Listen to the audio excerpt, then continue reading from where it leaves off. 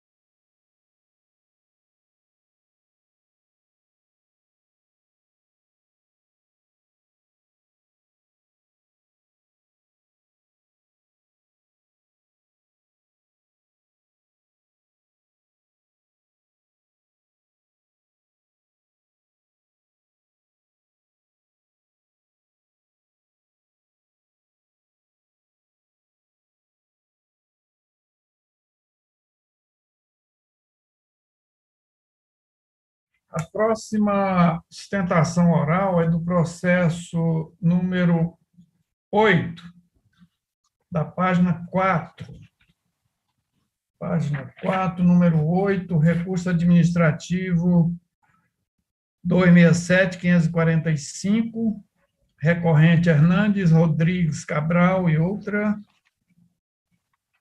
advogado doutor Eurandes Rodrigues Cabral, recorrido Corregedor-Geral da Justiça, interessado juiz direito Leonardo Nassif Bezerra e outros. Relator, desembargador Fábio Cristóvão, que está aqui substituindo o desembargador Norival Santomé. Quem vai fazer sustentação oral aqui é o doutor Eurandes, né? Está presente? Desembargador Zacarias, é Sim. o doutor Diogo. Ah, o doutor Diogo. Isso, é pelo interessado, doutor Leonardo Nassif. Ah, Diogo Crosara, tá aqui, consta aqui, realmente, aqui embaixo. Bom, a sessão agora já está sendo transmitida, né? Voltou a ser transmitido. O primeiro julgamento era em segredo de justiça, em razão disso aqui, que não foi transmitido. Então, com a palavra, o relator. Presidente, isso aqui é uma representação criminal ofertada contra 3 juízes: Leonardo Nassif Bezerra, Giovana Mendes Bahia Moisés e Gabriel Lisboa Silva e Dias Ferreira.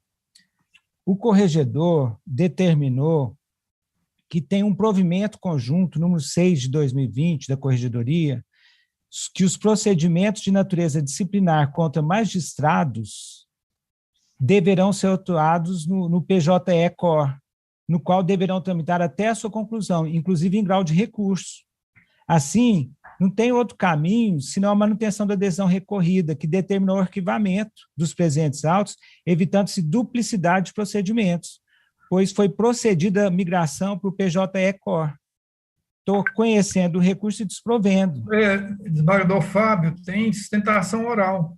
Mas o advogado está sustentando para os juízes. Exatamente. Para os juízes. Facilitou para ele. Aqui é o seguinte, presidente. Pois não. Existe já, então, tem uma determinação, esse provimento da Corregedoria, que manda que tudo corra nesse PJE-COR. E aí, se corresse aqui também, haveria duplicidade disso. E já foi até julgado no PJE-COR, já foi até arquivado lá, e também no CNJ. Esse tema já foi julgado. Então, não tem que correr aqui também, né, conforme esse provimento da Corregedoria. Eu estou mantendo a decisão do corregedor, conhecendo o recurso e negando o provimento. Doutor Crosara, se dá por satisfeito ou quer fazer Boa tarde. Boa tarde, presidente. Boa tarde a todos. Sim, na verdade, a nossa participação como advogado dos juízes nesse caso, até porque a gente esperava até a sustentação do recorrente, é o 8º procedimento desse mesmo advogado contra esses 3 juízes por conta dos mesmos fatos. É o 8º procedimento. E, nesse sentido, a gente, a Asmergo, nós estamos acompanhados com muita proximidade essa situação, diante da reincidência dessas representações, seja aqui na Corregedoria, e essa foi criminal, inclusive, né, senador Fábio, ele tentou a abertura de uma ação penal contra os magistrados do órgão especial, e o Ministério Público pediu a remessa para a Corregedoria.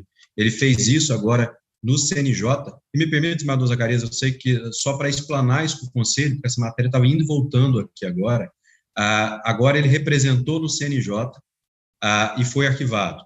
Não satisfeito, ele fez uma queixa-crime ao STJ, arrolando de forma absurda o desembargador Quisleu, que era o então corregedor, como réu, porque arquivou o procedimento na Corregedoria, e aí já foi, eles todos agora estão tendo que fazer essa resposta ao STJ numa queixa-crime. E aqui, a decisão do corregedor tinha sido só essa, ele mandou tramitar no PJ-COR e ele recorreu dessa decisão aqui do Conselho. Então, é mais nesse sentido, até para deixar essa situação clara desse procedimento tão complicado que estão passando esses magistrados. Pois não. Obrigado, doutor. Desembargador Fábio, só o finalzinho aí, como é que ficou? Ficou Conheço do recurso e nego provimento. Desproveu o recurso, né? Desproveu o recurso administrativo, Ok. O próximo a votar sou eu acompanho. Os demais entenderam bem aí o voto do relator? Sim. Estão de acordo? Todos estão de Sim. acordo? Não seria competência do órgão especial, não? Ele que julga a questão PAD, criminal, tudo. Mas aqui foi arquivado, tem outro procedimento. Doutor Fábio, Vossa Excelência analisou essa questão, doutor Fábio? Desembargador Fábio? Isso não faz parte do voto, não, mas é como a Se me permite o esclarecimento de fato, doutor Wilson? Pois não. Se me permite o esclarecimento de fato, é porque a matéria já veio do órgão especial. Ela veio para cá, então é o contrário. O desembargador Jairo remeteu do órgão especial para cá, para o conselho e depois para cá, porque foi pelo arquivamento do pedido de abertura. Então, na nova resolução é do conselho, sim. Pois não. Então, acompanha o desembargador Wilson também? Eu acompanho. Então, anuncio o resultado: recurso administrativo conhecido e desprovido a unanimidade nos termos do voto do relator. Esse é o número 2, né? O número 3 é processo número 3, página 3. Deixa eu ver quem é aqui. Página 3, recurso administrativo número 209.716, lá da comarca de Porá, recorrente Vivian Vieira de Araújo, advogados Rúbia Bit Silva e Aline, recorrido presidente do Tribunal de Justiça, relator, desembargador Leandro Crispim. Vai julgar, desembargador Leandro? Sim. Pois não, então, com a palavra. Presidente, apesar da doutora Rúbia estar inscrita, ela não está na sala, tá? Não compareceu? Não compareceu. Mas tem conhecimento, foi intimada, né? Então, com a palavra, desembargador Leandro. Pois não, senhor presidente, já vou antecipar aqui a conclusão, eu estou dando provimento a esse recurso. Fazer o relatório aqui. Trata-se de recurso administrativo interposto pela defesa de Vivian Vieira de Araújo, ocupante do cargo de auxiliar judiciária, área de apoio judiciário e administrativo, em ataque à decisão do desembargador Walter Carlos Lemes, enquanto presidente desse Tribunal de Justiça Estadual, que manteve a retificação de concessão de licença-prêmio concedida à recorrente no período de 7/1/2020 a 6/2/2020, um mês. Esclarecendo os fatos, registro que a Vivian é servidora deste tribunal, removida a pedido para a comarca de Iporá por motivo de acompanhamento de cônjuges, Vinícius de Cássio Borges, promotor de justiça. Saliento que ela fez requerimento de licença-prêmio pelo período de 7/1/2020 a 7/4/2020 para se instalar na comarca de Caldas Novas, em vista de que seu esposo, Vinícius de Cássio Borges, promotor de justiça, foi removido para tal comarca por antiguidade, considerando ainda o fato de encontrar-se gestante e com filho de 2 anos migrando de escola, necessitando de providenciar mudança e a nova adequação ao local. Teve deferido o pedido, saliento, contudo, que estava em gozo de licença-prêmio deferida quando sobreveio o nascimento de seu filho João Vitor, na madrugada do dia 20/1/2020, quando, então, sua bolsa gestacional foi rompida e encaminhada à sala de parto.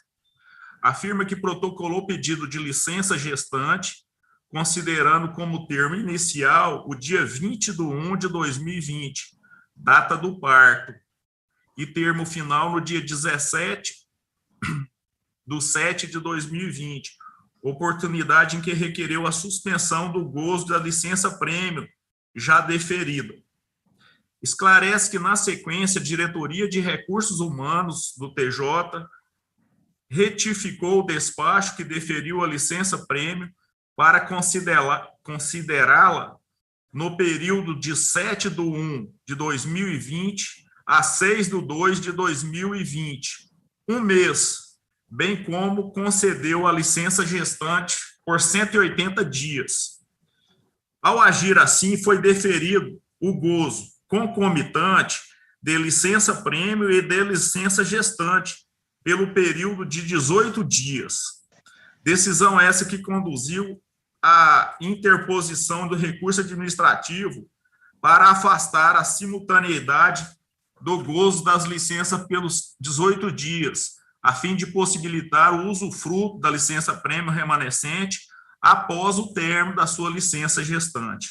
Ocorre que, em decisão pela presidência do tribunal, o desembargador Walter Carlos Mendes, então presidente, manteve o ato recorrido. Intimado do referido ato, interpôs o presente recurso administrativo, visando a reforma da decisão atacada.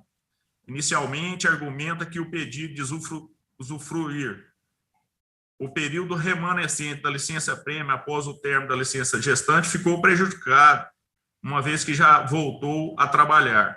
No entanto, argumenta que ainda está sendo ferido em seu direito adquirido de fruir ou ver convertida sua licença-prêmio em pecúnia, ao se suprimir o direito de licença-prêmio em razão da fruição de licença gestante, ou mesmo ao considerar como usufruídos quando coincidirem o período. Salienta que a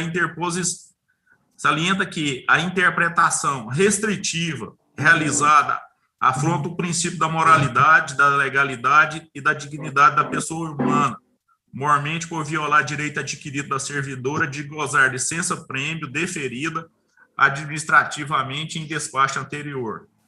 Tece considerações sobre o direito que entende lhe assistir, expondo o argumento jurídico a fim de reformar a decisão para os fins de considerar o usufruto da licença-prêmio concedida no período de 7/1 de 2020 a 19/1 de 2020, 13 dias, e que o período de 2 meses e 18 dias remanescente seja usufruído em momento oportuno e, no caso indeferido, seja feita a conversão em pecúnia dos 18 dias da licença-prêmio não usufruída, com o pagamento a título de indenização os dias não fruídos. Este é o relatório. Eu posso passar já ao voto? Sim, pois não, pode continuar. Vamos lá. Presente os pressupostos da admissibilidade, conheço do recurso. Como relatado, trata de recurso administrativo da decisão que manteve a retificação da concessão de licença-prêmio concedida à recorrente no período de 7/1/2020 a 6/2/2020, um mês. Visa a alteração da referida decisão no tocante ao prazo em que se refere à simultaneidade das licenças, prêmio e maternidade, pelo período de 18 dias, a fim de possibilitar o gozo deste período de licença-prêmio oportunamente.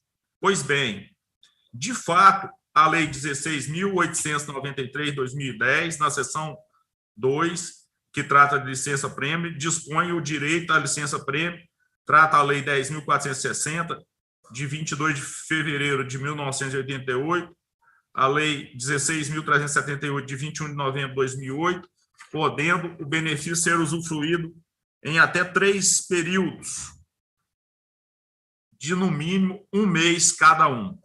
Como visto, o texto legal, de fato, prevê como período mínimo para gozo de licença-prêmio o tempo de um mês. Ocorre, contudo, que, no caso em tela, há uma excepcionalidade a ser considerada.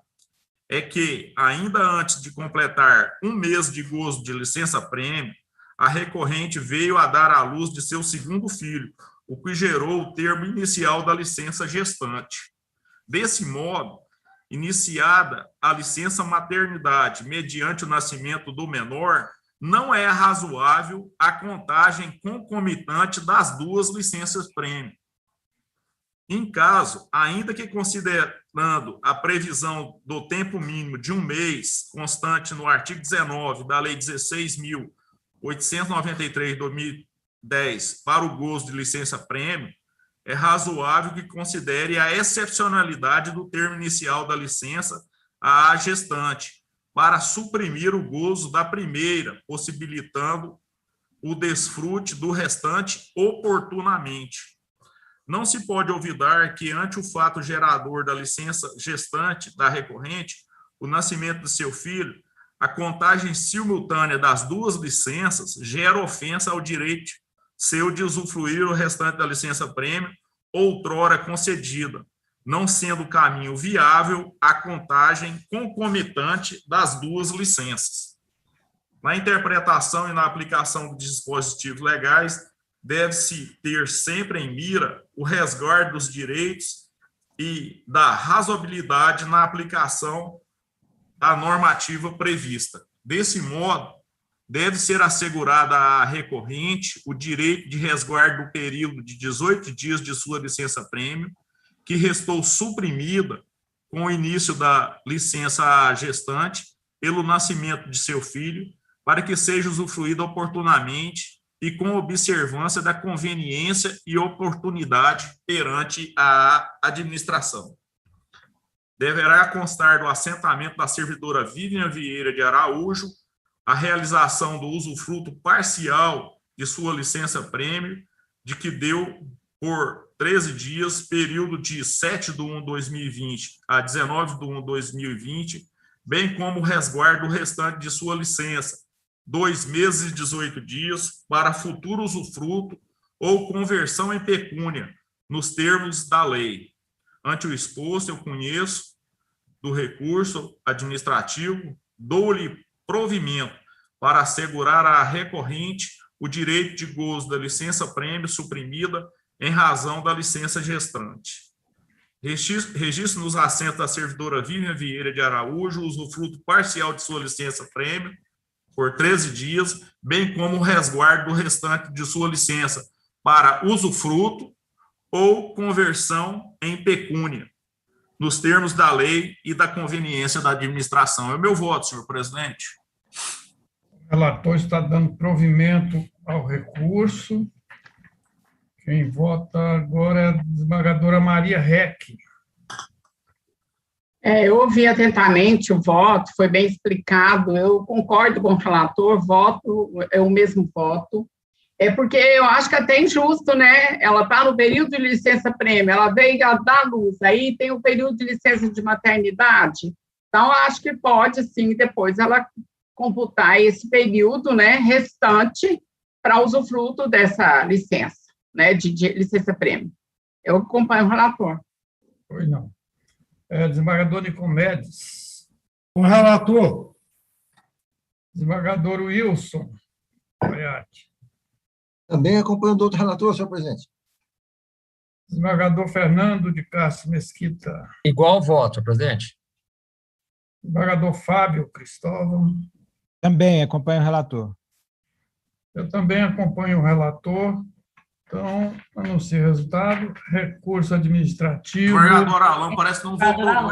Não, realmente. Cadê o desembargador Alan? Está aqui. Foi o desembargador Alan, desculpa. Eu acompanho, viu, presidente? Acompanho. Obrigado. Então, recurso administrativo conhecido e provido à unanimidade nos termos do voto do relator. Aqui o número 3, né? O número 4. Número 4 é o processo número 5 da página 3. Número 5 é recurso administrativo 241.550, comarca de Goiânia, recorrentes Jandir Tiecker e outros, doutor João José Machado de Carvalho, advogado, doutor Dimitri Graco Lages Machado, também advogado. Recorrido, Corregedor-Geral da Justiça do Tribunal de Justiça de Goiás. O relator, Fábio, com a palavra, vai os doutor. Quem está presente? Presidente, doutor João, João José vai sustentar. Pois não. Então, com a palavra do desembargador Fábio para o relatório.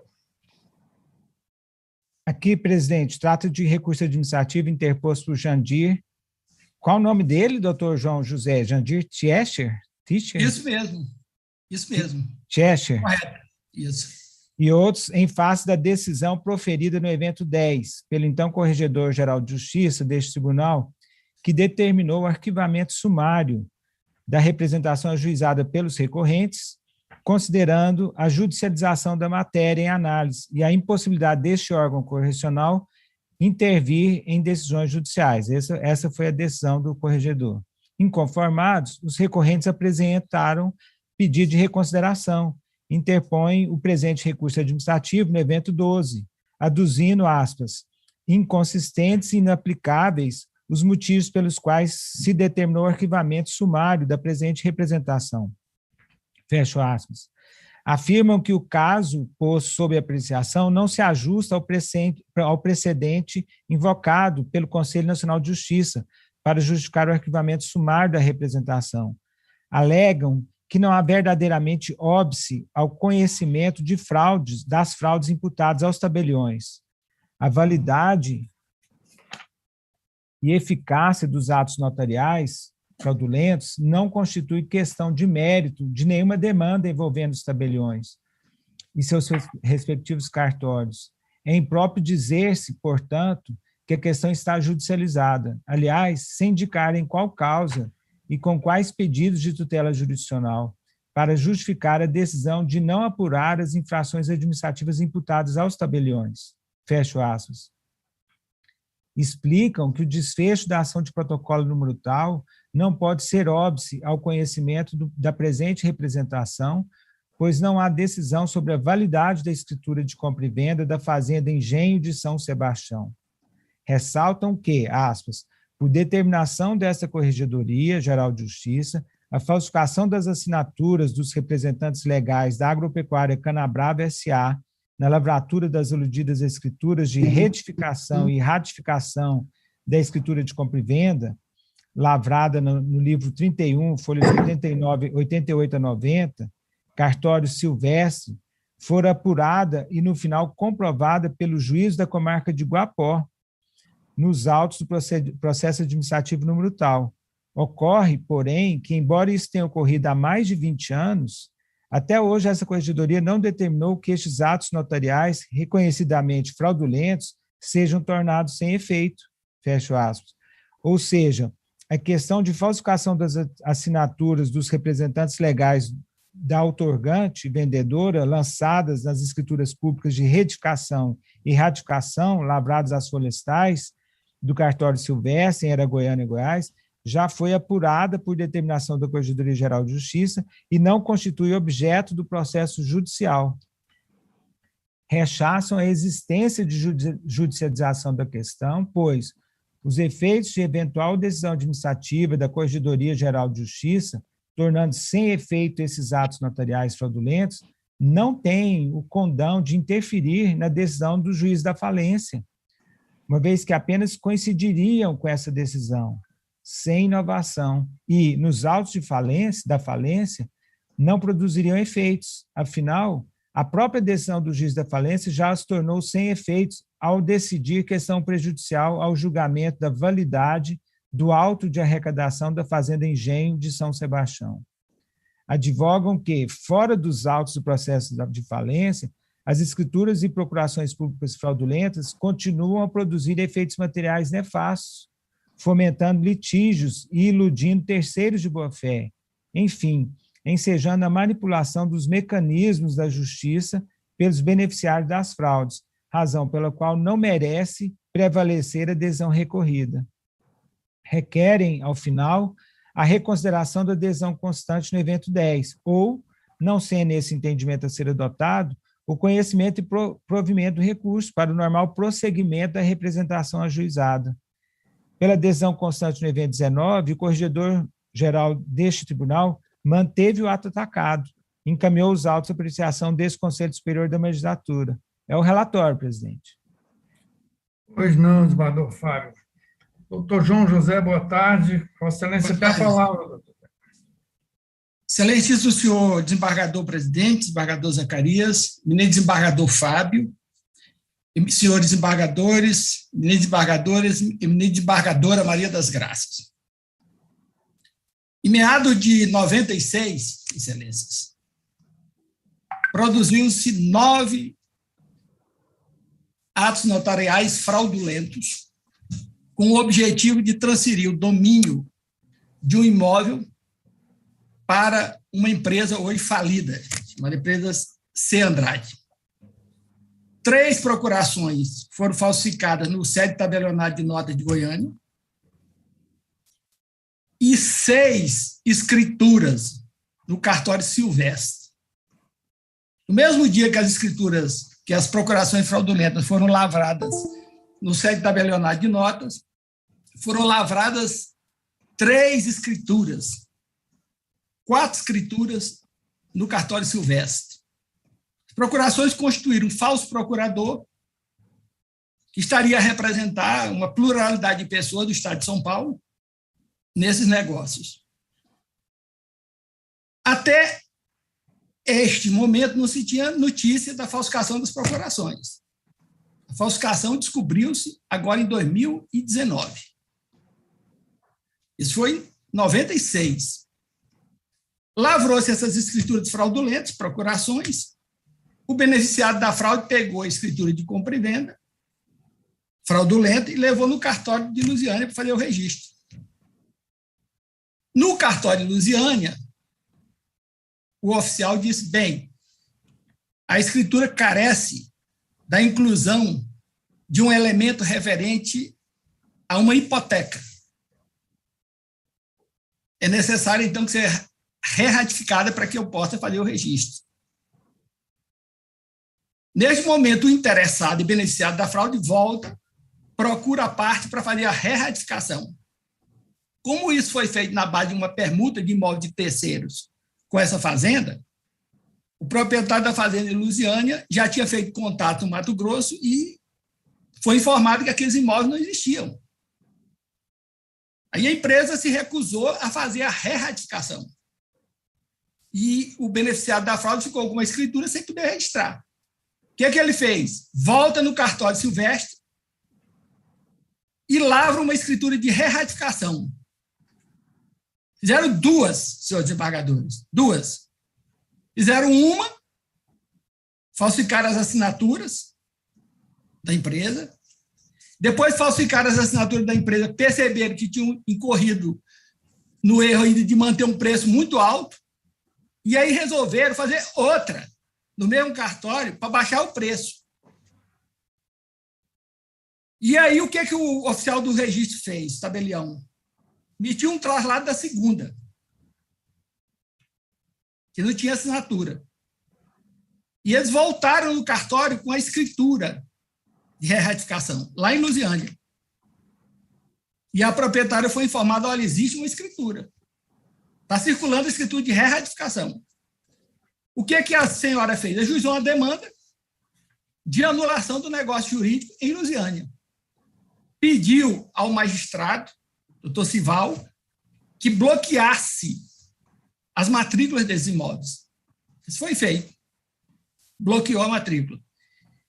E aí, concomitantemente, foi ajuizada mais 2 demandas. Uma ação de reintegração de posse e, logo depois, uma ação de embargo de terceiro. 3 demandas.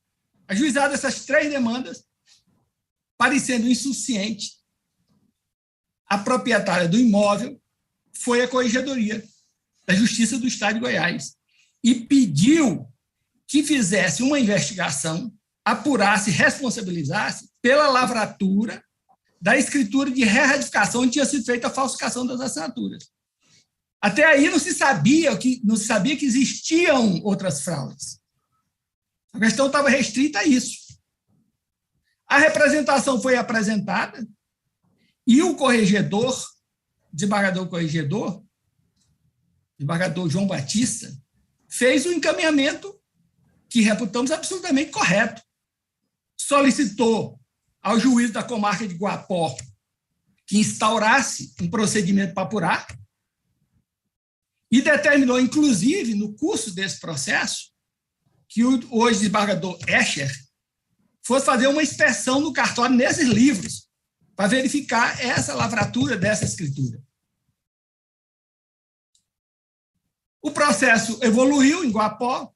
No curso do processo, chegou-se à conclusão de que a infração cometida pelo tabelião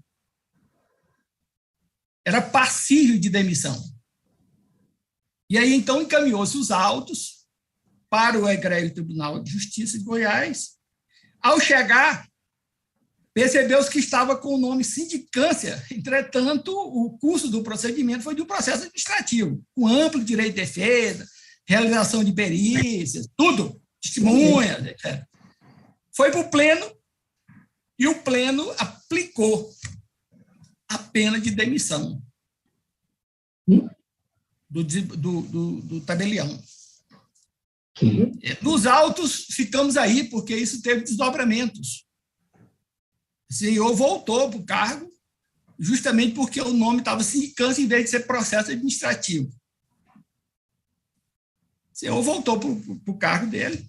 E aí, senhor desembargador e senhora desembargadora, esses atos notariais continuaram lá nos livros, sem nenhuma menção dessas ocorrências, dessas apurações.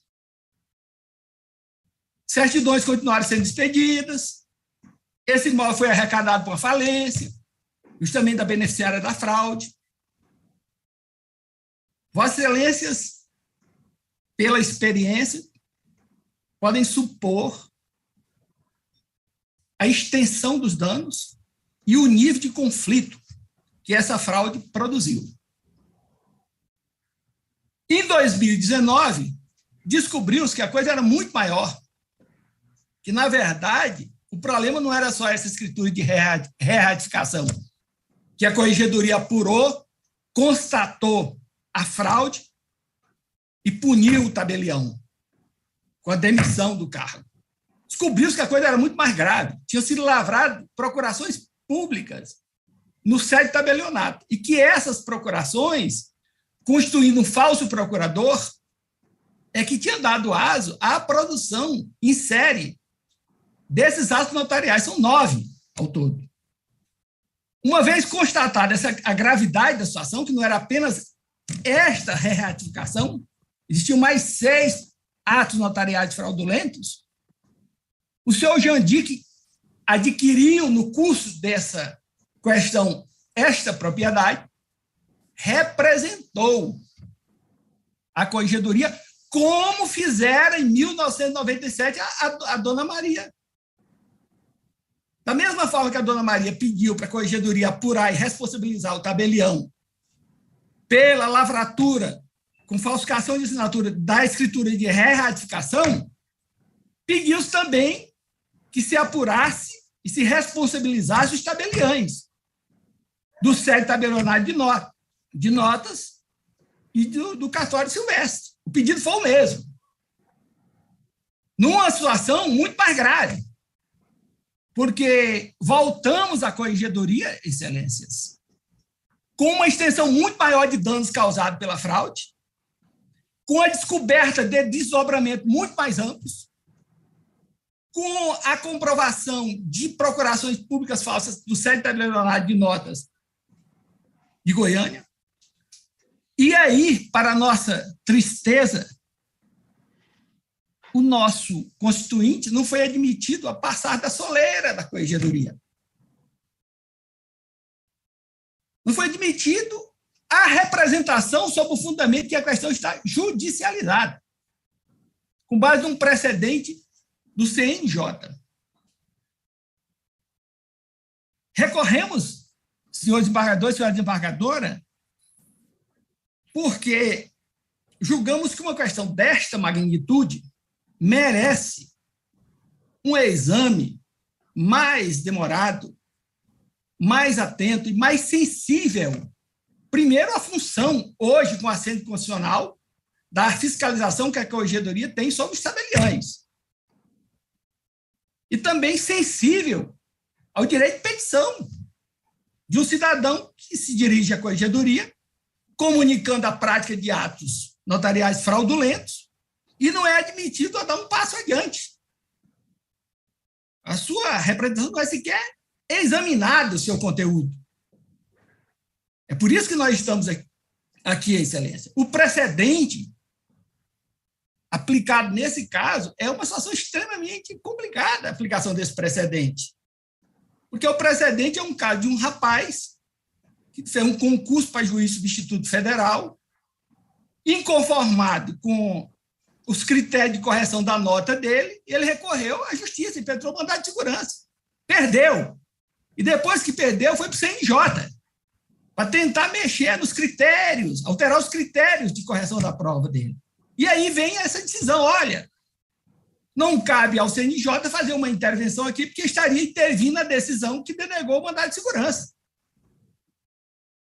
É uma situação que não dá para estabelecer nenhum paralelo com uma situação dessa gravidade. Porque, neste caso, prevalecendo esse entendimento de que a questão está judicializada, então não vamos apurar as infrações disciplinares dos tabeliães, o que significa? Significa dizer que eles ficaram impunes, como, aliás, estão durante todo esse tempo. Essa é a consequência prática, porque não está em juízo a responsabilização desses tabeliães. Isso não está judicializado. O que está judicializado é a discussão acerca dos efeitos jurídicos desses atos notariais sobre a esfera jurídica de terceiros. O que as pessoas estão tentando na justiça há anos é coartar, encerrar, impedir que os efeitos dos autos fraudulentos atinjam. Isso sim está judicializado. Mas não a responsabilidade dos senhores oficiais, dos tabeliães, dos tabelionatos. Porque se estivesse em discussão a responsabilidade deles em juízo, muito bem. Não faria sentido isso estar sendo objeto de uma discussão judicial e, ao mesmo tempo, a Corregedoria estará um procedimento para apurar isso. Mas não está. Então, o que nos traz a presença de Vossas Excelências, na verdade, é para pedir que a douta Corregedoria da Justiça do Estado de Goiás faça como fez 10 anos atrás. Determine, requisite ao juízo competente a apuração deste fato. Faça uma inspeção, identifique as ilicitudes. Eu estive nesse cartório, especialmente no sede tabelionato, que é um cartório que hoje tem um oficial muito qualificado, concursado. Ele está lá, falou, doutor Machado, eu estou aqui à espera para mostrar os livros e esclarecer a situação. Mas enquanto não tiver uma posição da Corregedoria, não vou mexer nesses atos aqui. As procurações estão lavradas e quem aparecer aqui pedindo certidão, eu vou emitir certidão delas. O negócio é tão grave, Excelências, que o ano passado, uma dessas escrituras fraudulentas, ela foi levada a registro do cartório em Lusiânia, de novo. A mesma escritura que o cartório não registrou porque precisava de uma re-ratificação, ela apareceu ano passado de novo no cartório para registro. Registro de imóveis. Então, o que pedimos, Excelência, baseado, sobretudo, na responsabilidade da Corregedoria com relação ao controle dos atos dos tabeliães para a garantia da segurança e da eficácia dos atos jurídicos, é que Vossas Excelências instaurem um procedimento, que a Corregedoria instaure um procedimento e apure e responsabilize. Porque não é possível que se permita que se pratique atos dessa gravidade E sim, fica impune, absolutamente impunes. Todos estão, o seu Libertino está lá no cartório dele, atuando tranquilamente. Então, o pedido nosso, na verdade, é esse, Excelência. O pedido para que Vossas Excelências considerem a possibilidade de prover esse recurso para que a Corregedoria possa apurar as infrações disciplinares desses tabeliães e os responsabilize devidamente. Muito obrigado, Excelências. Pois não, doutor João, obrigado. Retorno a palavra ao desembargador Fábio. Presidente, como o doutor João Machado sustentou, fatos muito antigos também, eu vou continuar com vista, vou ficar com vista para reanalisar aí também, em prestigiar a boa sustentação dele. Ok. Então, doutor João, o desembargador Fábio vai ficar com vista dos autos para melhor analisar. Então, fica suspenso o julgamento. Muito obrigado. Esse foi o número 4, né? O número 5. 5. O número 5 é o processo número 10, da página 5. A página 5, recurso administrativo número 551.0238.12, são recorrentes Shao Wen-Ming e outros. Tem também, segundo recorrente, Rio Quente, Sociedade Nacional dos Sócios da Pousada, advogados doutor Felipe Assunção Moreira e Benedito Torres Júnior, recorrido Corregedor-Geral da Justiça. Então, o doutor Felipe irá sustentar, presidente. Como? O doutor Felipe irá sustentar. Ah, sim. O relator, desembargador Alain com a palavra para o relatório, então.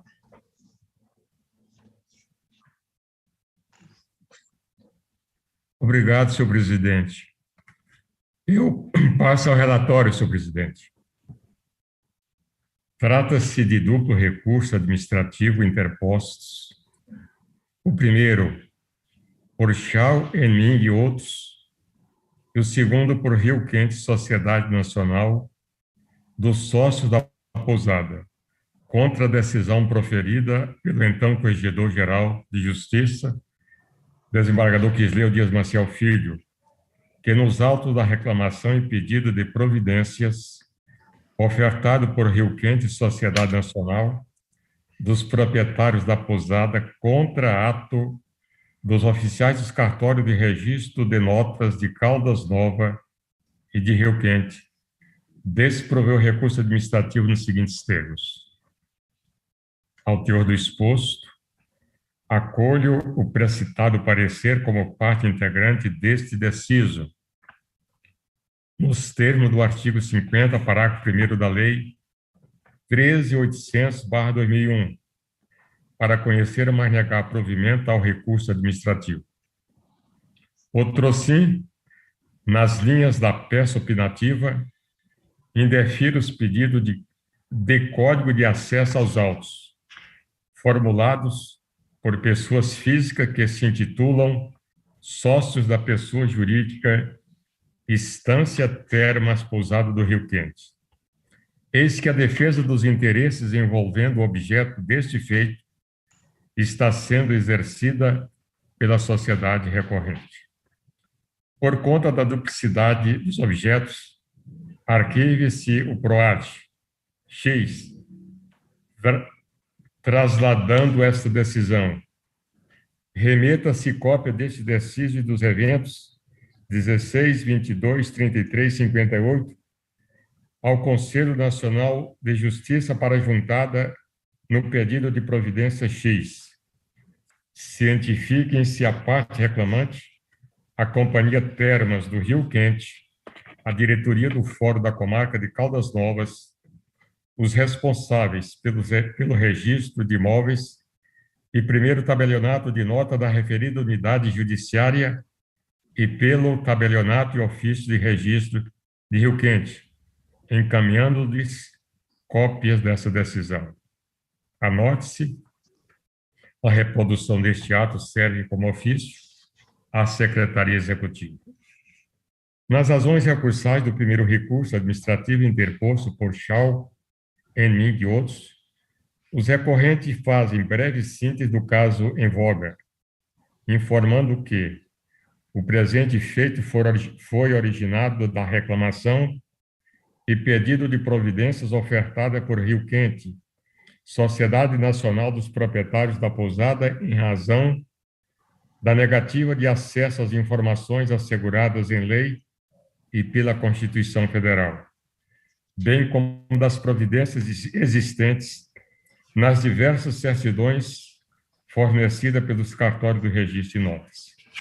Aduzem que tal fato restou consumado e muito bem demonstrado no relatório técnico realizado pela douta Corregedoria Geral de Justiça, onde registrou a existência de fraude em documento público ocorrido com a inserção de enxertos de informações que alteraram o perímetro, área e é tratada na escritura de venda e compra lavrada no cartório de notas de Caldas Novas, surgindo daí a primeira ilegalidade do deciso, por se tratar de vários indícios de fraude causada por adulteração de documento público com a inserção de informação de modo a alterar a propriedade, sendo a participação do representante do Ministério Público medida de rigor, o que por si só já justifica a nulidade da decisão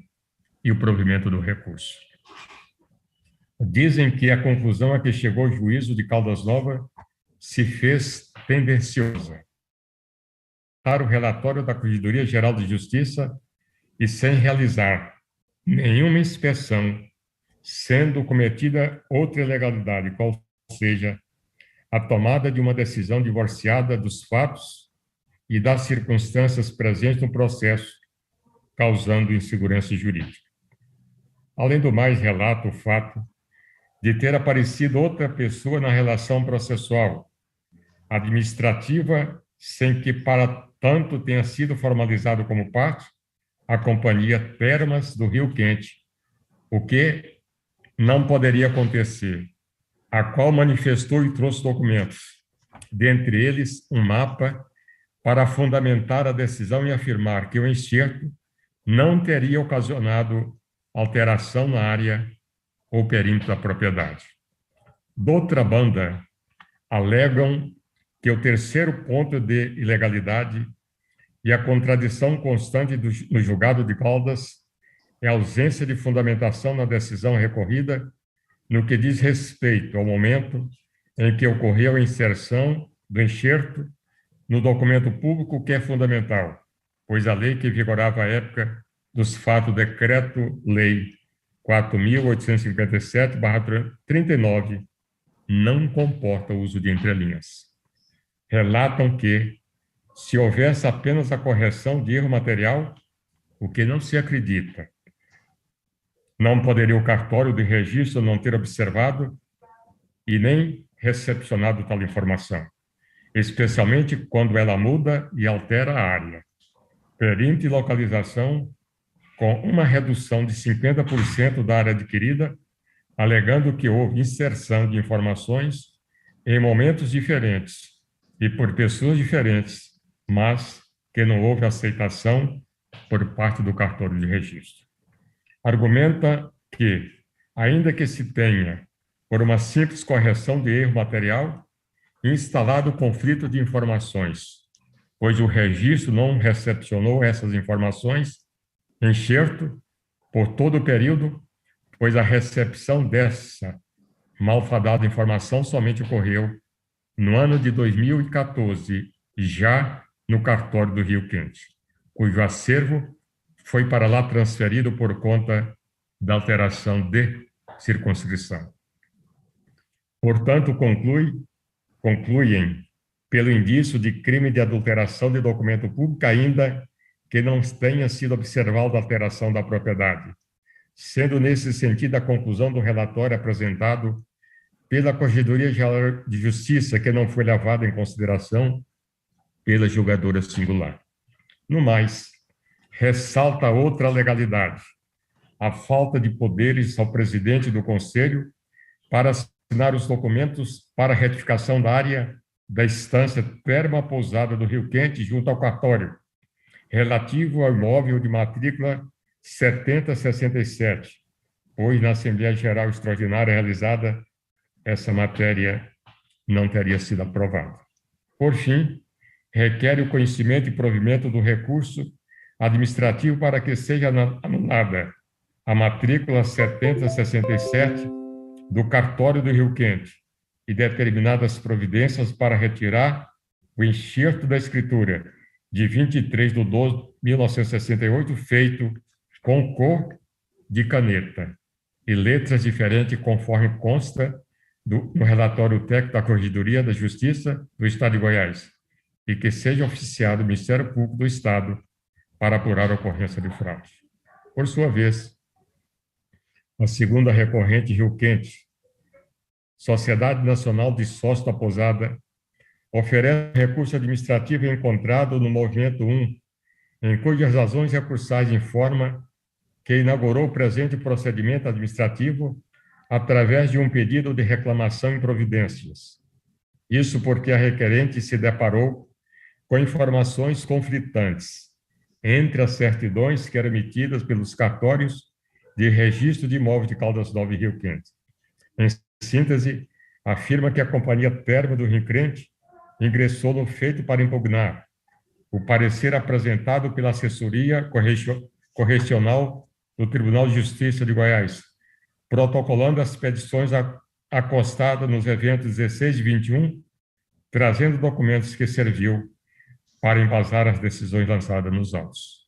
Todavia, diz que a decisão recorrida não pode prosperar, visto ser inconcebível admitir a mencionada entrelinha e, ainda mais incoerente, atribuir-lhe a condição de ato jurídico perfeito, ressaltando que a referida entrelinha não foi feita com letras e cor, fora feita com letras e cor de canetas diferentes e que não foi possível verificar a data em que foi lançada.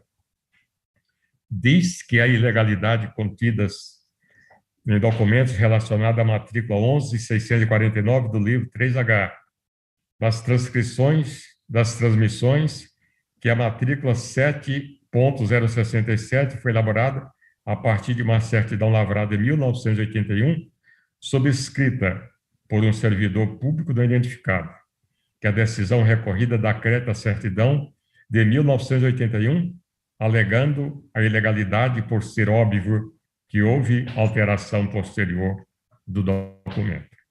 Também ressalta que a decisão ora combatida, apoiada na Lei 6.015/73, está dotada de legalidade inquestionável, já que sua vigência se deu em janeiro de 1976, 8 anos após a lavratura da escritura pública em Destilha, argumentando que a decisão é ilegal e afronta os artigos 213 do texto original da Lei 6.015, bem como os artigos 213, inciso 2 da Lei 6.015, com alteração realizada em 2 de agosto de 2004. Pelo princípio da eventualidade, e levando em consideração que não se sabe quando a entrelinha for externada na transcrição, alega a ilegalidade da decisão à luz do decreto 4.857, vigente até 31 de dezembro de 1975, pois a correção pelo tabelião somente poderia ser feita desde que não trouxesse prejuízo aos interessados, a teor do que dispõe o artigo 228, bem como não poderia ter sido feita com síntese, em tempo. Ressalta que a perícia realmente é necessária diante da prova robusta indiciária colhida no trabalho da assessoria correcional, com o objetivo de elucidar a flagrante prova indiciária de fraude e adulteração de documento público. Por isso, insistiu tanto na sua realização, porque poderia ter sido realizado conforme previsto expressamente pela Lei Estadual 13.800 de 2001. Outro sim, diz que contratou expert para a realização do trabalho topográfico, que foi taxativo ao mencionar que, com a coordenada inserida na entrelinha, a propriedade ficou com uma área de 5,0839 hectares, ao invés de 11,48400 hectares, como consta da escritura pública de compra e venda, tendo havido uma redução de 40% do tamanho da propriedade, situação que configura a mencionada fraude. Ao final, após outras indagações, requer o conhecimento e provimento do recurso administrativo com a reforma da decisão recorrida conforme as teses invocadas. Na sequência da decisão do movimento 1, foi rechaçado o juízo de retratação do deciso pelo então Corregedor-Geral de Justiça, por não antever nenhuma ilegalidade na decisão recorrida, bem como foi indeferido o pedido de atribuição de efeito suspensivo recursal, determinando a remessa dos autos ao Conselho Superior da Magistratura para o julgamento dos recursos administrativos interpostos contra a sua decisão. Inicialmente, os autos foram distribuídos ao eminente desembargador Olavo Junqueira de Andrade e, após, devido à nova composição do Conselho Superior da Magistratura, os autos foram a mim distribuídos. Consta que a segunda recorrente, Rio Quente, Sociedade Nacional dos Sócios da Pousada, peticionou do feito, trazendo parecer jurídico sobre a questão em voga de vários documentos. Intimada as partes para falarem sobre os documentos juntados, não houve qualquer manifestação. Ato subsequente foi preferido o despacho por este relator, determinando a oitiva das partes envolvidas para se manifestarem sobre a possível prescrição da pretensão da promovente, movimentação 24. Na movimentação número 30, o atual corregedor, desembargador Nicomedes Borges, se manifestou nesse sentido. Por sua vez, a segunda recorrente se manifestou, movimentação 34, no sentido de que seja afastada a prescrição do presente recurso administrativo, salientando que não se amolda o caso em voga, frisando, inclusive, que se cuidam de dois pedidos administrativos distintos e, sobretudo, pedido de providência em relação à retificação do documento público ora questionado. Senhor presidente, é o relatório, senhor presidente. Pois não, desembargador Rolando. Doutor Felipe, Vossa Excelência vai falar representando o Rio Quente, né? Sim. Apenas a Rio Quente, né? Isso. Então, Vossa Excelência está com a palavra, pelo prazo regimental. Obrigado. Cumprimento o excelentíssimo senhor desembargador e presidente em exercício, na pessoa de quem cumprimento os demais julgadores e julgadora desse coleno Conselho Superior da Magistratura. Cumprimento de forma especial o eminente desembargador relator, do doutor Alan Sebastião de Sena Conceição, que, mantendo a tradição deste egrégio tribunal, dispôs de tempo para receber nós advogados para despacho. Serventuários da Justiça, senhores e senhoras. Trata-se de recurso administrativo apresentado pelo Rio Quente, Sociedade Nacional dos Sócios da Pousada, em face de decisão proferida pelo então Corregedor-Geral de Justiça do Estado de Goiás, desembargador Quisleu Dias Maciel Filho, que, ao julgar o recurso administrativo, entendeu por conhecê-lo e negar-lhe provimento. E, nesse recurso, pretendemos a realização de perícia técnica em todos os documentos originais com o escopo de aferir a autenticidade dos mesmos, que seja determinada aos cartórios da cidade de Caldas Novas e Rio Quente a entrega dos documentos e livros originais na diretoria do Fórum de Caldas Novas para que sejam submetidos à perícia técnica, sendo, na impossibilidade, seja determinada a perícia in loco, nos próprios cartórios, oportunizando, claro, o acompanhamento dos procuradores da recorrente. que seja ainda intimado o Ministério Público Federal para acompanhar todos os atos desse pedido de providência, especialmente diante da prova indiciária de eventual prática de fraude em documento público e particular. Excelências, Rio Quente, Sociedade Nacional dos Sócios da Pousada, inaugurou o presente procedimento administrativo por meio de um pedido de reclamação e providências, com base em informações conflitantes entre certidões que eram emitidas pelo cartório de registro da cidade de Caldas Novas e Rio Quente, bem como a sonegação de informações referente ao livro das transcrições das transmissões 3H. Buscava-se, à época, tomar conhecimento dos registros autorizadores que consolidaram a propriedade do imóvel Estância Termas Pousada do Rio Quente, isso em 27 de dezembro de 1968, adquirida da Companhia Termas do Rio Quente, sendo que a respectiva matrícula foi posteriormente alterada, e no decorrer da minha fala irei explicar isso melhor. Diante das apregoações acerca da titularidade e limites da propriedade da Estância Termas Pousada do Rio Quente, requereu-se junto ao primeiro cartório de notas e ofício de Caldas Novas cópias reprográficas das folhas do livro original. Contudo, em que pese ser assegurado a todos o livre acesso às informações, ultrapassado o prazo legal, sobreveio a negativa dos cartórios em conceder o acesso pretendido. Da análise do pedido de providências, foi determinada pela Corregedoria deste egrégio tribunal a elaboração de relatório pela assessoria correcional, a fim de instruir um feito. Em atendimento a essa determinação, a 8ª Assessoria Correcional compareceu em loco para verificar as informações relativas ao imóvel do qual os sócios da requerente são proprietários. O laudo elaborado pelas assessoras aponta diversas irregularidades, sendo este concluído com a seguinte afirmação, peço vênia para citar, abre aspas. É claro que houve modificação na localização e distância na transcrição 11.649, no registro de imóveis e tabelionato de notas da comarca de Caldas Novas. Entretanto, não tivemos condições nem capacidade técnica para verificar a data em que foi lançada. E ainda afirma no laudo que somente em data posterior foi lançada a verbação com a localização de distância constante na entrelinha. Repentinamente, excelências, a Companhia Termas do Rio Quente compareceu aos autos e levantou inconcebível tese de que tudo não passava de um erro material, bem como juntou cópia reprográfica da certidão emitida em 1981 e a planta de levantamento de marcos originais conforme a escritura. Aqui eu faço duas considerações. Em relação a essa certidão, a mesma foi analisada pela assessoria correcional, a qual concluiu que, abre aspas, houve averbação de acordo com a certidão expedida em 20/11/1981 e escritura pública do 2º tabelionato de notas, lavrada em 23/12/1968, contendo o enxerto verificado na transcrição. No documento colhido nos serviços do Rio Quente, não foi possível identificar quem assinou a mencionada certidão, fecha aspas.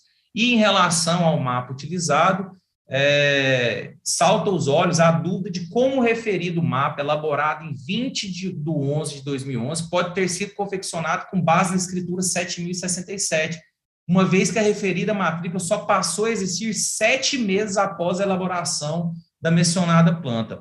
Posteriormente, foram juntados pareceres nos quais se afirmam que não houve qualquer alteração na propriedade do imóvel, o que contradiz claramente o laudo elaborado pelos assessores que compareceram em loco. A fim de demonstrar as incongruências e incoerências presentes nos pareceres, a recorrente juntou laudo topográfico demonstrando que a inserção de coordenada nas entrelinhas da transcrição realizada no livro 3H reduz em 44% o tamanho de sua propriedade, implicando ainda na exclusão das quedas d'água e jazidas minerais. Contudo, excelências, e que pese o relatório elaborado pela assessoria correcional, bem como todos os esclarecimentos realizados pela recorrente, evidenciando as incoerências e o prejuízo suportado em razão da diminuição de sua área, a inconcebível tese levantada pela Companhia Termas do Rio Quente, de que trata-se de erro material, foi acolhida pela própria corregedoria que determinara a elaboração do laudo, o que aponta as incongruências. E, pelo presente, pretendemos combater a decisão prolatada pela corregedoria. Excelências, Com base no trabalho realizado pelas assessoras correcionais, a recorrente tomou conhecimento de documentos em que se constava um enxerto na entrelinha do documento de transcrição, o qual entendemos ser manifestamente irregular e fraudulento. Não podemos admitir que o enxerto nas entrelinhas seja considerado ato jurídico perfeito, sobretudo após a conclusão da assessoria correcional apontar que a referida entrelinha fora feita com letra e cor de caneta diferente. Naquela época, se usava caneta tinteiro, a famosa caneta tinteiro, e a alteração foi feita por caneta convencional, provavelmente uma Bic ou similar. E ainda não foi possível verificar a data em que foi lançado ou quem o fez, o que demonstra manifesta ilegalidade contida nos documentos relativos ao imóvel. Quero destacar ainda que a decisão proferida pelo então corregedor dá crédito à certidão de 1981, a qual entendemos que merece ser considerada apócrifa, vez que subscrita por um servidor não identificado.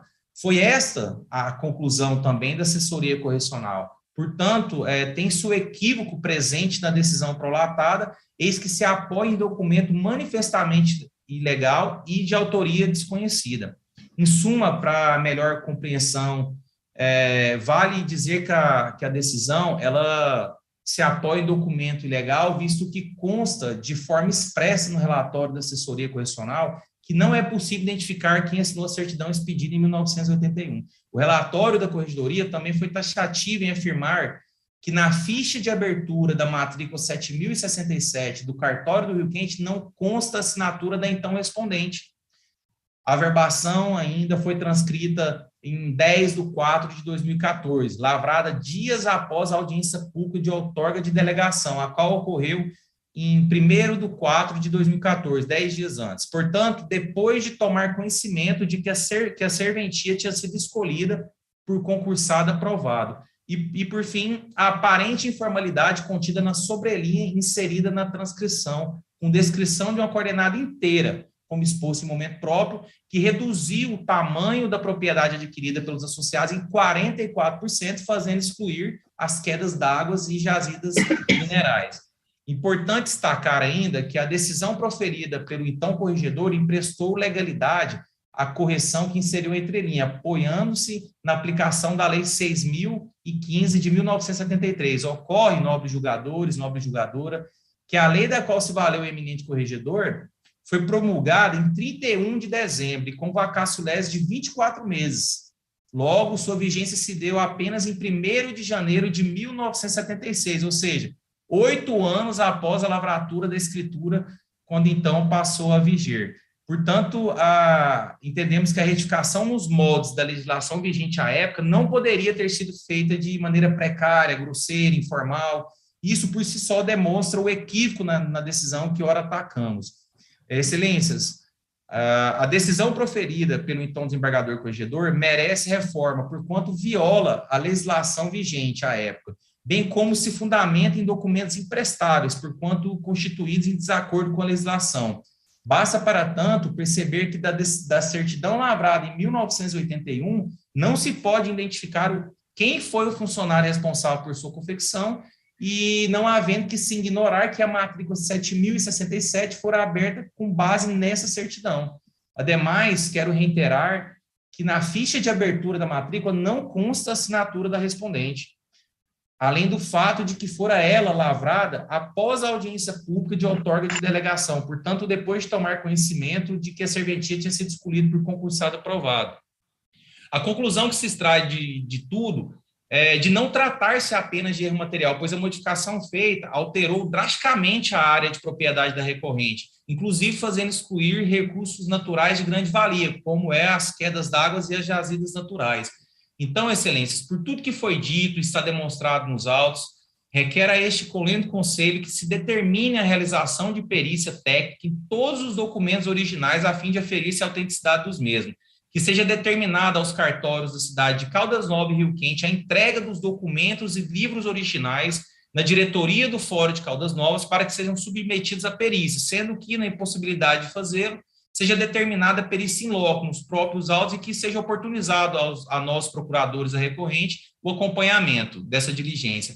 E, por fim, seja intimado o Ministério Público Federal para acompanhar todos os atos desse pedido de providência, especialmente diante da prova indiciária de eventual prática de fraude em documento público e particular.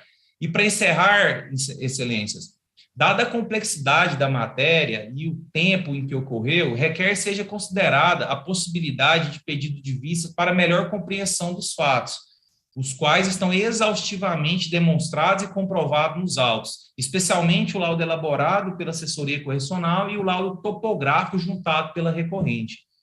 Muito obrigado a todos e um bom trabalho. Obrigado, doutor Felipe. Retorno a palavra ao eminente relator.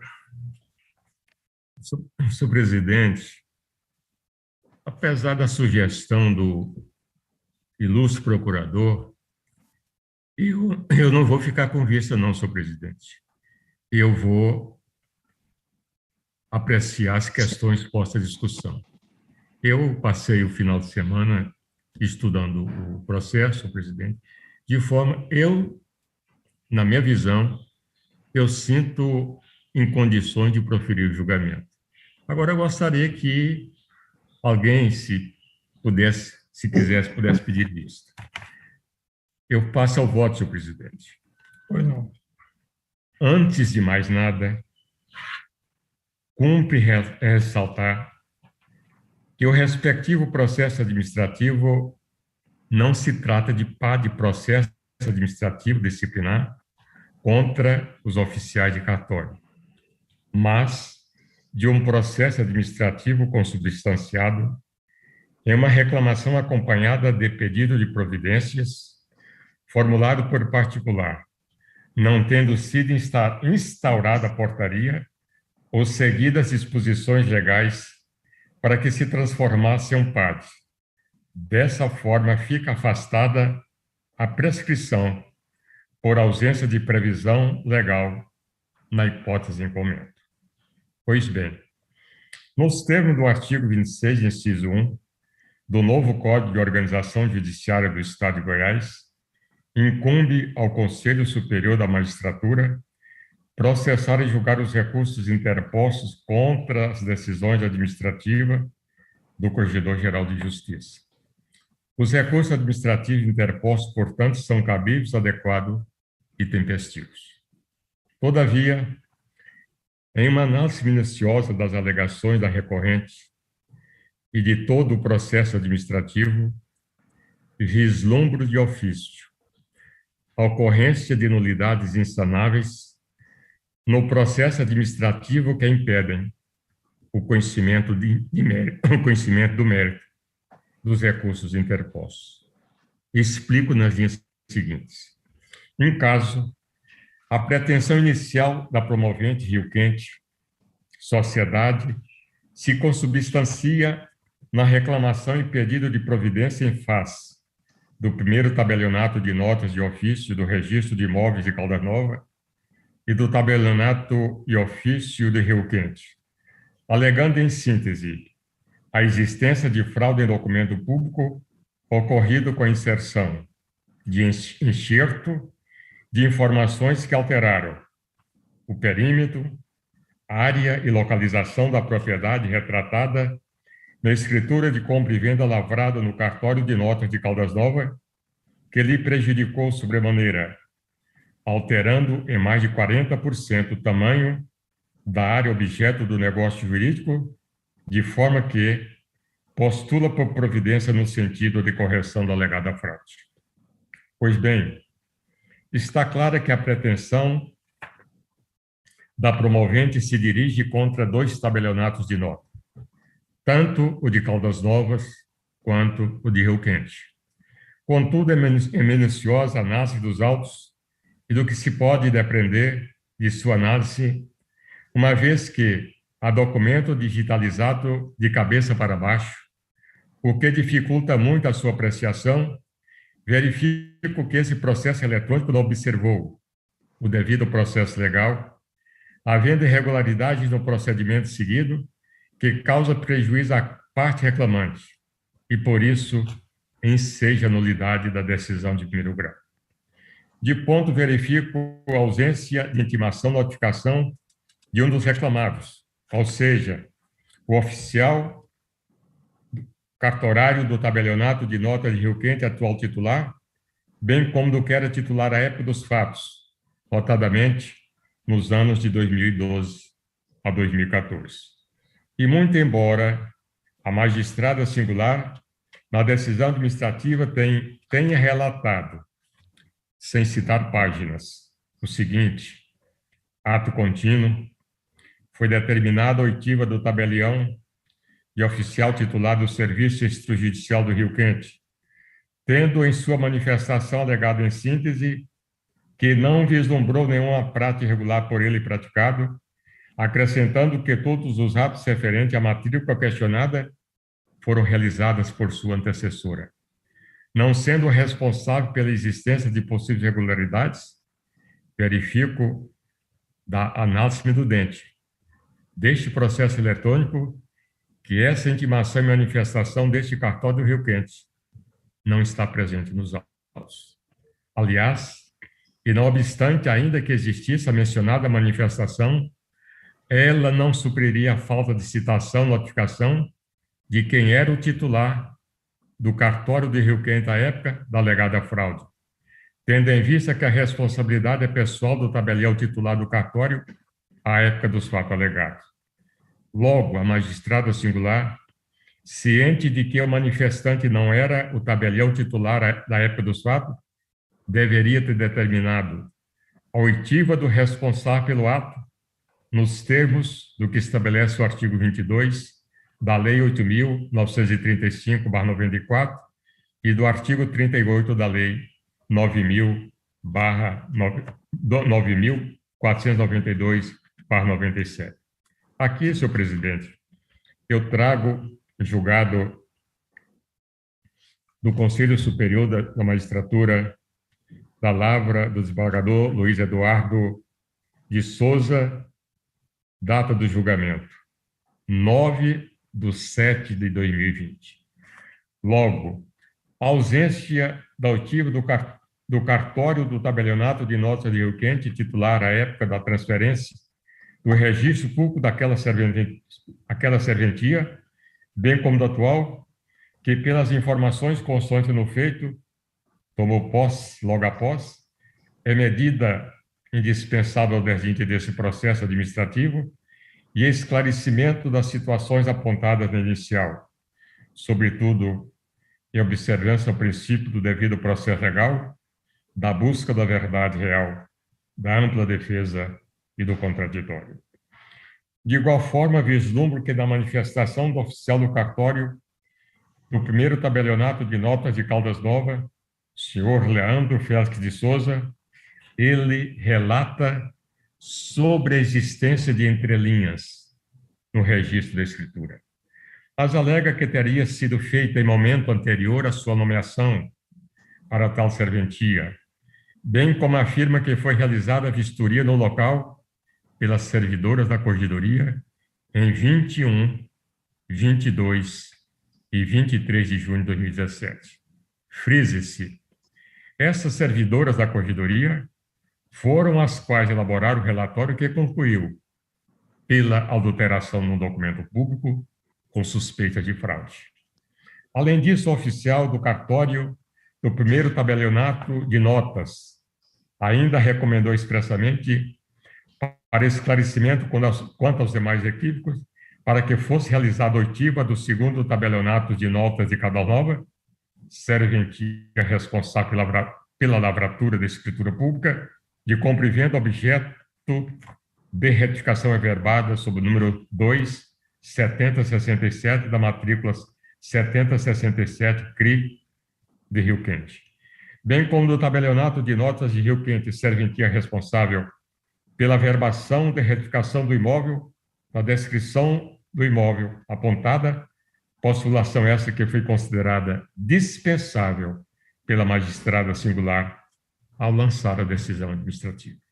Com efeito, saliente-se que a citação e notificação dos oficiais dos cartórios de nota e de Rio Quente, nas pessoas de seus titulares à época dos fatos, aos quais a presente reclamação com pedido de providência é dirigida, além da realização de perícia técnica no documento público, mostram-se, na minha leitura, indispensáveis nesse processo administrativo, em observância, repriso, ao devido processo legal, ampla defesa, ao contraditório e à busca da verdade real, além de ser primordial para o entendimento da matéria alegada nos recursos administrativos, no que o presente processo administrativo não poderia ter sido decidida pela julgadora ACO sem que estivesse devidamente instruído. A esse respeito, dispõe o artigo 5º, item 55 da Constituição Federal. Aqui eu cito, senhor presidente. De igual forma, dispõe o artigo 2º da Lei Estadual 13.800, que regula a tramitação dos processos administrativos no âmbito do Estado de Goiás. Artigo 2º. A administração pública obedecerá, dentre outros, aos princípios da legalidade, finalidade, motivação, razoabilidade, proporcionalidade, moralidade, ampla defesa, contraditória, segurança, interesse público e eficiência. De outra banda, cumpre salientar que consta no relatório elaborado por 2 servidoras da Corregedoria Geral de Justiça, em loco. Durante 3 dias, e juntado no movimento 1, a conclusão de que houve adulteração do documento público com acréscimo de entrelinhas, com a escrita e caneta diferente, sem se poder precisar a data da inserção do enxerto no documento, relatório esse que não poderia ser ignorado nem afastado a princípio, sem que houvesse uma contraprova que infirmasse as suas conclusões, com a realização de uma perícia técnica no caso, que não foi realizada. A esse respeito, saliento que a expressa previsão legal que permite essa produção de prova, como se vê no artigo 38 da Lei Estadual 13.800, 2001, que regula o processo administrativo do âmbito da administração pública do Estado de Goiás. Se não vejam, aqui eu transcrevo o artigo 38, senhor presidente.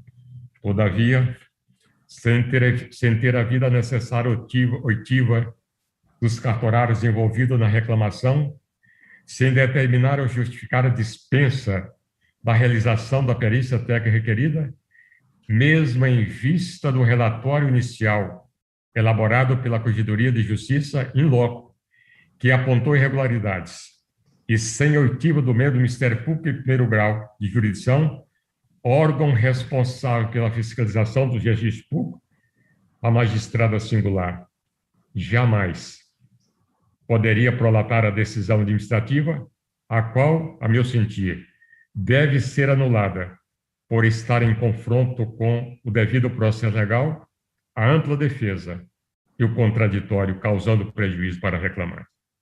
A esse respeito, noto que também deve haver oitiva do representante do Ministério Público do Estado de Goiás em primeiro grau de jurisdição, diante da situação de gravidade da denúncia de ocorrência de fraude perpetrada em registro público. De fato, o papel do Ministério Público é zelar pela veracidade das informações constantes nos registros públicos, realizados nos cartórios, como de pessoas e imóveis. Para tanto, os promotores de justiça agem como fiscais nos processos judiciais e extrajudiciais que envolvam pedido de modificação desse registro. Incumbe ao Ministério Público investigar, por exemplo, os registros de loteamento, desmembramento quando existe dúvida ou pedido de correção de registro imobiliário. Assim, havendo alegação de fraude perpetrada em registro público por cartório, deve ser aberta a oportunidade de manifestação do parquê. Assim, imprescindível, além da notificação dos oficiais do tabelionato titulares à época dos fatos, que atuaram no ato questionado, independente de não mais estarem à frente do respectivo cartório, em razão de sua responsabilidade pessoal para o caso, também é necessário o oitiva do Ministério Público. Assim, tenho que, diante das mencionadas nulidades, devem ser desconstituída a decisão administrativa de primeiro grau e, consequentemente, nos termos do artigo 281 do CPC, de todos os atos decisórios posteriores, como a decisão ora recorrida do Corregedor-Geral de Justiça, a fim de que o processo administrativo possa retornar ao juízo do primeiro grau, a fim de prosseguir com a devida intimação dos oficiais titulares dos cartórios à época dos fatos alegados, e do tabelionato do Rio Quente, do atual e do titular da época, para responder ao presente processo, bem como possa-se proceder ao arquivo do Ministério Público e à instrução processual, levando-se em consideração a possibilidade de realização de perícia técnica, nos termos do artigo 38 da Lei Estadual 13.800, para só então se prolatar decisão administrativa. Por fim, diante do julgamento, a análise do mérito do recurso administrativo resta prejudicada. Ao teor do exposto de ofício, reconheço a ocorrência de nulidades no presente processo administrativo que vão de encontro ao devido processo legal e assim desconstitua a decisão administrativa proferida pela julgadora Cor em primeiro grau de jurisdição, bem como todos os atos decisórios posteriores a ela, inclusive a decisão recorrida em aplicação subsidiária no disposto do artigo 281 do CPC, em decorrência, deixo de reconhecer dos recursos administrativos. Em consequência, senhor presidente, determino o retorno dos autos ao juízo de primeiro grau de jurisdição para que se dê prosseguimento ao feito com devida intimação dos oficiais à época dos fatos e, no caso do tabelionato de Rio Quente, do atual titular e do titular à época, para responder ao presente processo. Bem como possa-se proceder ao arquivo do Ministério Público e à instrução processual, levando em consideração a possibilidade de realização de perícia técnica, nos termos do artigo 38 da Lei Estadual. Senhor presidente, é dessa forma que eu estou conduzindo o meu voto. Pois não, desembargador. Desembargador Alain. Desembargador Alain está, então, de ofício, decretando a nulidade, né, desembargador, das decisões, tanto aquelas proferidas lá pela juíza, quanto pela decisão proferida pelo corregedor, né? Isso. E determinando a devolução dos autos ao juiz de primeiro grau para que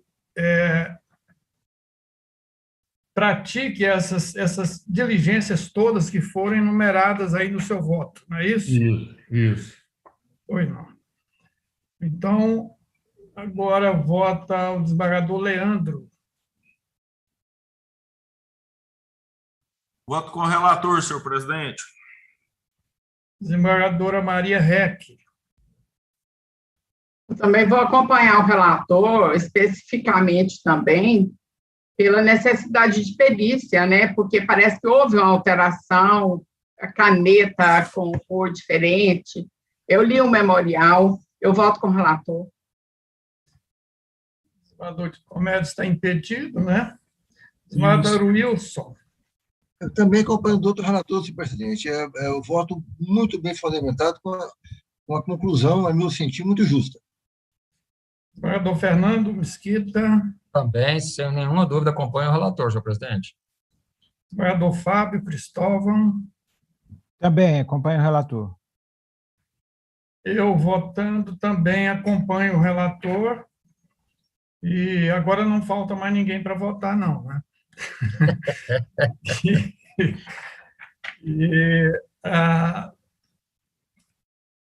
Sabrina, você entendeu aí a conclusão do voto do desembargador Alain?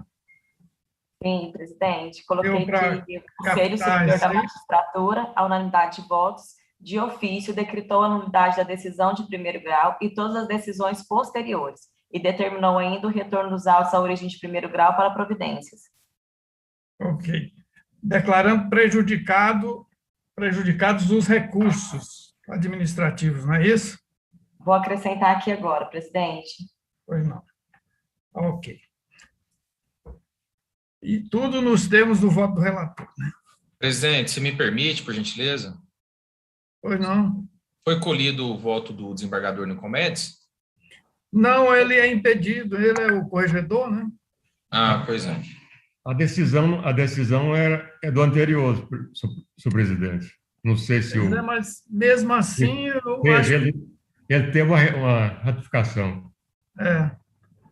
Eu acho que ele está impedido, não é desembargador Nicomedes? Vossa Excelência. Em casos anteriores, mesmo a decisão sendo de outro corregedor, né? Mas se refere à corregedoria, a qual eu represento. Então, eu não posso votar. Pois não. Então, está concluído o julgamento.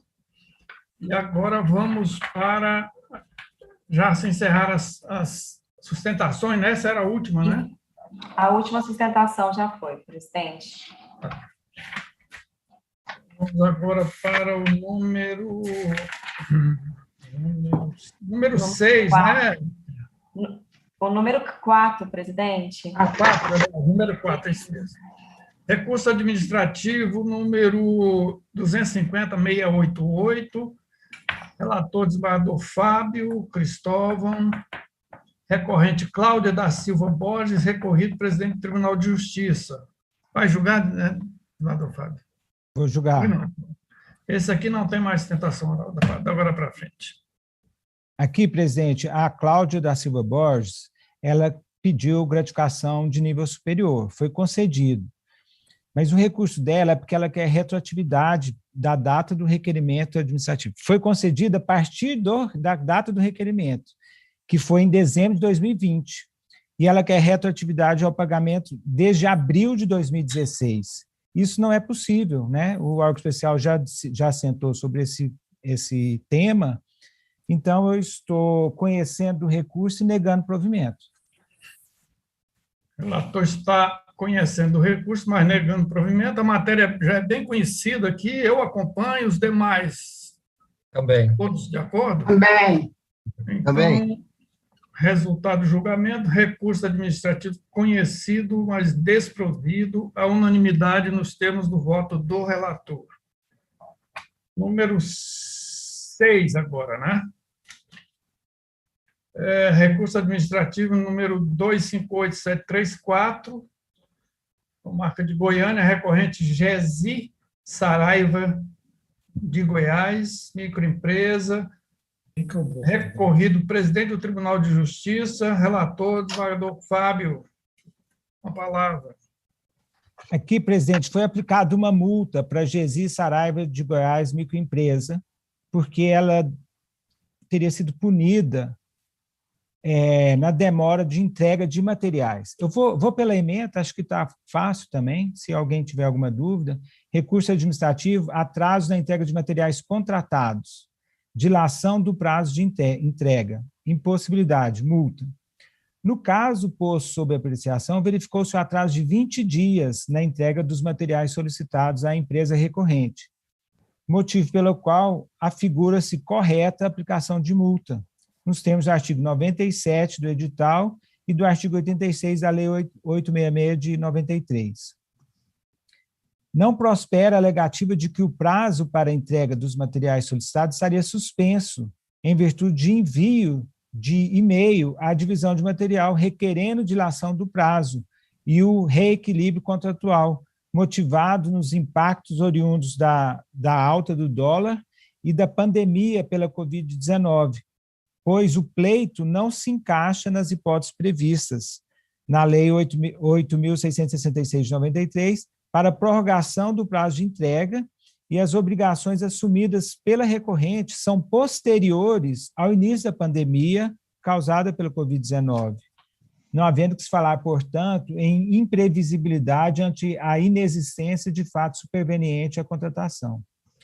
Devidamente garantido o devido processo legal, o contraditório e a ampla defesa à recorrente, e comprovado o atraso na entrega dos materiais listados na nota fiscal número tal, sem justificativa plausível, outro caminho não há, senão a manutenção da decisão recorrida. É uma multa de R$2.000, R$2.500, mais ou menos.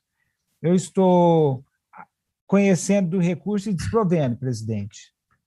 Relator conhece, mas desproveu o recurso. Eu acompanho o relator, os demais também acompanham? Sim. Todos de acordo, né? Então, recurso administrativo conhecido e desprovido à unanimidade nos termos do voto do relator. O número 7, recurso administrativo número 239.547, relator desembargador Fábio Cristóvão. Presidente. Pois não. Esse número 7, eu vou continuar adiado, a matéria dele é semelhante àquela que eu pedi vista, de judicializar o assunto, por isso que a corregedoria não manda arquivar, né? Porque aí deixa o tema já para a esfera judicial. Mas como naquele outro caso lá, o advogado sustentou de um fato antigo, até da época que o meu pai era corregedor, eu fiquei até preocupado agora, será que vai dar impedimento? Exatamente, eu falei, não, deixa eu olhar isso com calma, aí eu resolvi, então aí eu vou ficar com vista nesse aqui também, fico nos dois, número 7. Então tá, fica adiado o número 7 da pauta com vista ao relator. Número 7. Esse era o último, né? Acabou, né? Esse era o último, presidente. Finalizou a pauta. Então tá Muito bom. bem. Muito bem. Eu quero dar parabéns